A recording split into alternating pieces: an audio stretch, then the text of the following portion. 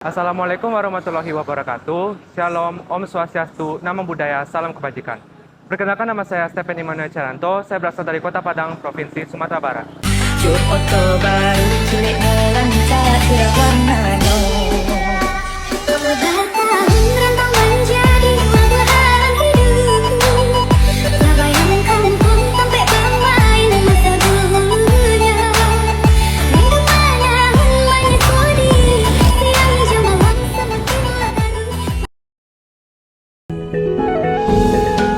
There are memories that can be forgotten. There are memories that can be erased. And that is West Sumatra. Indonesia merupakan salah satu negara kepulauan terbesar di dunia yang berpotensi untuk menjadi poros maritim di dunia. Poros maritim bertujuan untuk menjadikan Indonesia sebagai negara maritim yang besar, kuat, dan makmur dengan pengembalian identitas Indonesia sebagai negara maritim, pengamanan kepentingan dan keamanan maritim, serta memberdayakan seluruh potensi maritim yang ada untuk kemajuan ekonomi Indonesia. Seiring perkembangan lingkungan praktis, laut telah menjadi salah satu pemeran yang signifikan dan dominan dalam perang kemajuan suatu bangsa. Namun, apakah pantas Indonesia disebut menjadi poros maritim dunia? Data Food and Agriculture Organization (FAO) tahun 2012 menyebutkan bahwa Indonesia berada peringkat ketiga terbesar di dunia dalam proses perikanan setelah China dan India. Di samping itu, 70% cadangan minyak bumi pun berada di dalam perairan Indonesia karena Indonesia memiliki lebih dari 40 cekungan minyak bumi. Namun, di samping nilai angka-angka itu semua, hanya 10% potensi maritim Indonesia yang telah dimanfaatkan dan juga dieksplorasi. Sumatera Barat merupakan pintu gerbang Indonesia yang berbatasan langsung dengan Samudra Hindia. Hal tersebut menyebabkan daerah laut di Provinsi Sumatera Barat cenderung perairan yang curam dan dalam karena termasuk dalam ekosistem laut dalam Samudra Hindia. Laut Provinsi Sumatera Barat juga tersebar kepulauan yang sangat indah yang mengundang turis asing karena keindahan alamnya. Potensi perikanan dan sumber daya laut di Sumatera Barat pun sangat besar. Ada dua sektor yang berpeluang untuk dikembangkan, yakni perikanan dan data kemaritiman. Nah, untuk melihat faktanya secara langsung, kali ini saya sedang berada di salah satu perbatasan antara Sumatera Barat dan Samudra Hindia, yaitu yang terletak di Kota Padang, tepatnya Pantai Padang atau orang sini biasa sebutnya Taplau atau Tapilawi. Nah, kali ini saya ingin mengajak sobat-sobat maritim semua untuk berjalan-jalan nih, sekaligus melihat gimana sih kondisi maritim di Indonesia, tepatnya di Kota Padang ini, gimana sih kondisi pelelangan ikan di kota ini. Penasaran? Tonton videonya sampai habis. Tempat pelelangan ikan yang akan saya kunjungi kali ini berlokasi tepat di Pantai Padang. Para nelayan umumnya menjual ikan segar secara langsung dengan harga ikan yang bervariatif. Berikut adalah kondisi tempat pelelangan ikan taplau di Pantai Padang. Kali ini saya sedang berada di salah satu tempat perikanan di Kota Padang. Halo Pak, dengan siapa Pak namanya? Liu. Pak Liu. Ini tanya cewek Pak, boleh Pak? Ya. Baik Pak, berapa lama Pak jadi nelayan kok Pak? Kalau nelayan apa? Enggak, cuma menjual lauk. Kok biasanya kalau sehari dapat keuntungannya berapa? Tergantung apa lah, pembeli lah.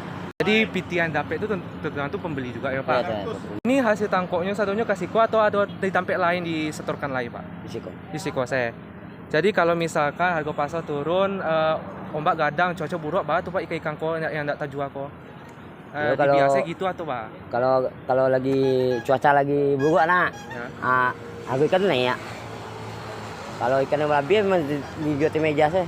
Di biasa gitu Pak? Dijual Terus di mana dibuang tuh Pak? Nanti boleh memang ditahan di meja aja. Apa yang Pak harapkan atau apa Nyo sampaikan ke pemerintah soal infrastruktur atau soal penjualan ikan ko? Apa yang Pak ingin sampaikan dari dulu tapi tidak ketuju sampai sekarang yang ke pemerintah? Apa boleh sampaikan nggak sih Pak? Apa nama? Tapi biasa ya. Tapi Manggale yo. Tapi mangali biasa aja. Date ya. Menurut Bapak tapi Manggale ko ala rancak, Pak ala elok. Lah. Ala. Oke. Harus naik ancak date mangali daripada risiko kan berhasil untuk kan. Ala berasia Pak. Nah, situ mangali kan date itu kan. Kemudian, berlokasi tidak jauh dari Pantai Padang, saya mengunjungi sebuah pantai. Di pantai ini, saya melihat banyak nelayan sedang bekerja sama menggunakan jaring untuk menangkap ikan. Mereka bekerja sama memegang jaring dengan erat dalam waktu yang kurang lebih 2 jam, hingga akhirnya mereka berhasil menarik seluruh bagian jaring ke permukaan. Berikut adalah hasil tangkapan yang mereka dapat. Sepertinya hari ini kurang beruntung, tidak banyak ikan yang didapat.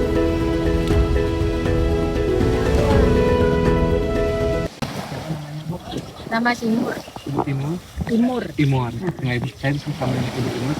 Tadi itu ikan apa namanya? Ini ikan pada teri Tadi saya lihat ibu beli ikannya Iya. langsung. Berapa ibu beli? 60. 60 seberapa on ibu? Iya. Kilo lah kalau Sekilo. bayarnya. Ini sekilo. Ini ikannya ibu impor itu ibu petang-petang lain atau itu ibu sendiri? Itu sendiri itu palai. Pepes. Oh, ya. Nah, tadi saya sudah mewawancarai seorang pembeli ikan secara langsung. Sekarang saya akan mewawancarai bapak nelayannya. Sama salah satu nelayan dengan apa sih namanya Pak? Ya, Ya, Dasman Unton. Pak Dasman. Ya. Nah, jadi Pak saya mau tanya yang itu tangkap ikan pakai apa namanya? Iya. Dariang. Bara lama tangkap itu. Oh, enggaknya lah, buang itu. Dibuang dulu. Dibuang dulu. Nah, itu dibuang ke tepi. Nah, bara lama tuh prosesnya 2 jam setengah. 2 jam setengah. Ya. Itu misal kalau ombak gak ada, sesuai buru Pak, itu Pak Enggak jaga tapi nggak dapet ikan ya? kadang enggak kadang enggak. Oh, karena nggak terkait enak. Itu ikan yang dapet. Oh, besok dijual langsung atau ada tampe lain? Ada orang lagi ya. Orang Bali. Oh, berapa Pak sekilo biasanya dijual? Nah, itu macam ni kadang laut juga. Oh, kadang lautnya. Ya, kalau besar ya sama kalau kalau gitu. Oh, jadi itu jenis ikan apa sih yang ada Kak Tiko? Kalau Yang biasa dapet ya Pak? kalau yang biasanya seluruh tahu kalau ada dapat semua. Ah. Kadang kan ada kata tadi Hah? enggak dapat nak. Oh, iya. Nah, misalnya kalau ikannya itu nggak laku, nggak ada orang beli, bawa tuh Pak. Enggak ada, enggak orang gaji kan. Ikannya dibuang atau dimakan? Enggak makan. Oh, dimakan. Kalau enggak balik juga kalau ikannya tambal loh. Oh, sambal lawak. Nah, sobat-sobat maritim, berdasarkan hasil wawancara yang telah saya lakukan dengan salah satu nelayan dan salah satu pelaku ekonomi perikanan di wilayah Sumatera Barat, khususnya Kota Padang sendiri, alhamdulillah Kota Padang telah mempunyai infrastruktur di bidang maritim yang cukup lengkap dan mumpuni. Namun jika kita lihat di wilayah Indonesia yang lain, saya pikir belum tentu semua wilayah Indonesia memiliki fasilitas yang lengkap seperti di Kota Padang ini sendiri. Rendahnya kontribusi perikanan terhadap pertumbuhan ekonomi nasional itu hanya sekitar 7%, membuat industri dan teknologi perikanan Indonesia masih dibilang cukup tertinggal, sehingga Indonesia masih belum layak disebut sebagai negara maritim dan poros maritim dunia. Dalam hal ini, peran seluruh elemen termasuk pemerintah sendiri atau government will diperlukan untuk menjaga, mengolah, serta mempertahankan seluruh potensi maritim yang ada.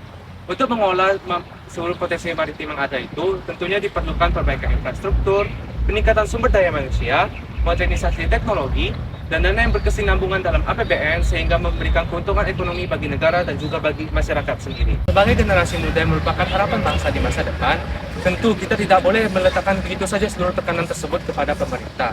Kita harus menjadi inisiatif, kita harus menjadi pelopor, kita harus menjadi problem solver, dan mencari cara bagaimana kita dapat membantu pemerintah untuk menyelesaikan masalah-masalah yang tersebut, khususnya di bidang kemaritiman. Kementerian Kelautan dan Perikanan Republik Indonesia mengajak seluruh lapisan masyarakat Indonesia termasuk generasi muda sendiri untuk terus mewujudkan cita-cita Indonesia menjadi poros maritim dunia. Salah satu hal yang sederhana dapat kita lakukan ialah dengan menjaga kebersihan laut dan juga melestarikan seluruh potensi kekayaan laut yang ada. Nah, sobat-sobat maritim, sekarang saya sedang berada di salah satu rumah makan Padang. Kali ini saya akan mencicipi salah satu olahan ikan yang lezat. Ayo ikuti saya. Nah, sobat-sobat maritim, di depan saya sekarang sudah ada gulai ikan karang kuning. Bisa dilihat. Selamat makan.